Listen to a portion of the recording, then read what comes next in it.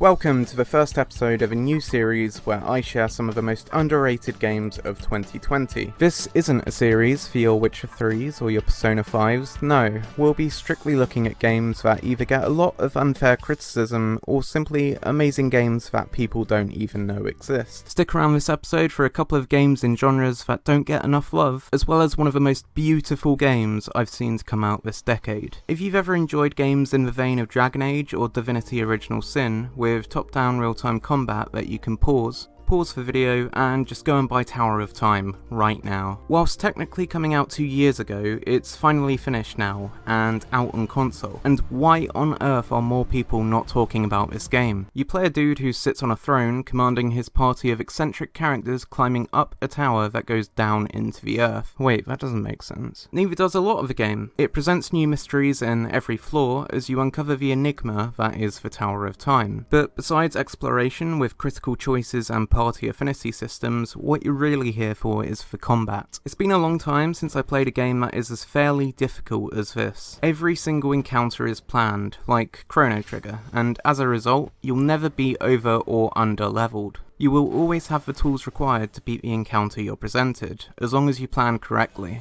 Every character has unique abilities to solve each fight like a puzzle, and I mean unique. Your warrior, for example, has a wall, which he can draw. Yes, draw wherever you want, cutting off attacks from enemy mages and archers, or to box yourself in with some VIP enemies. Then the game throws Diablo-style loot at you, as well as level progression with abilities that mutate into separate paths, giving you enough freedom to tackle encounters your own way. This game is definitely a sleeper hit, and I'm so sad that more people aren't playing it. Whilst technically coming out in 2018, the game is now finally finished, being released as the final edition, which includes 2 years of updates and a console release. I've always wanted more games to come out with combat like Dragon Age, and Tower of Time is the best one I've played since. Next up is a fighting game made specifically for people like me, Granblue Fantasy Versus. I'm not very competitive, and I prefer games like Super Smash Bros. With lengthy single player modes and combos without complex input patterns, and pop filters apparently. And Granblue Fantasy Versus offers both of these criteria perfectly. The game was met with mixed reviews at release, common complaints being the smaller character roster and slow movement options. But what is good here is great. Each character has directional specials, not unlike Smash Bros, meaning you don't have to scroll through menus to play a character well. Straight off the bat, you know every move.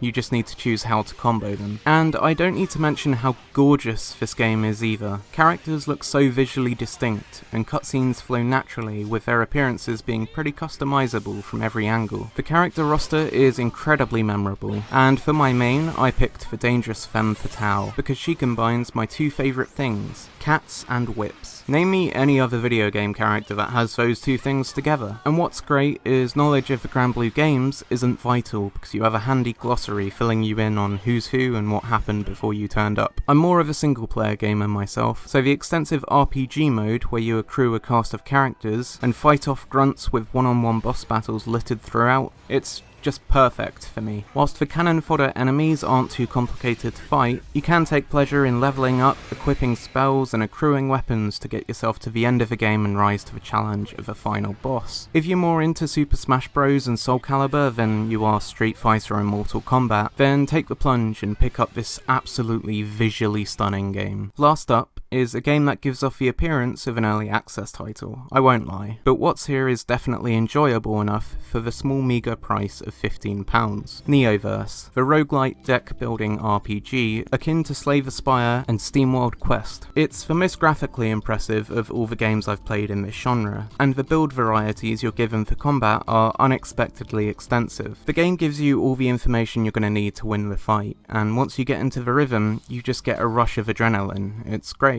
Each character has multiple subclasses that dramatically affect how you're going to fight. For example, the starter character has an overload mechanic where more powerful attacks build up a debuff which harms you. But play the right skills and cards correctly and you can turn this debuff into an advantage, with skills and items that make you stronger the more debuffs your character is suffering from. Each run consists of building your deck with various cards and abilities, buying items which modify your attacks, and picking skills from a skill tree to level up your character and make them stronger. There There are some translation errors, and the Steam store page looks like you've picked the wrong language by accident, but the game itself is worth playing despite the rough edges. Honestly, it kind of felt like I was Kuroko, entering the zone towards the end of a run, flinging cards at a rapid fire rate, analysing upcoming enemy attacks and manoeuvring my way through them with finesse. It's kind of like when you're on the last floor in The Binding of Isaac. And it's rare you get to play a game with such momentum built into it. Neoverse is kind of a hard one to describe. It's just like a very intense Slay the Spire, and I know loads of people love that game, so I'm sure they're gonna love this one too. So thank you for watching the second episode of the most underrated games of 2020. I should mention that I'm yet to bring up any games that just have scathing bad reviews, because usually they are bad at the core. I'm more focusing on games which just don't get the love and attention they deserve. You don't have content creators talking about them or making videos on them. And whilst they have pretty positive reviews on Steam, there aren't many people playing them, yet alone having them recommended and buying them. If you're interested in these games, then I'll have links to them in the description, as well as what platforms they're on and how much they cost. It's been a bit of a tough month for me with my health and events that have been going on, so videos have been a bit slow. But to make up for it, the next video I'm doing is going to be a big one, and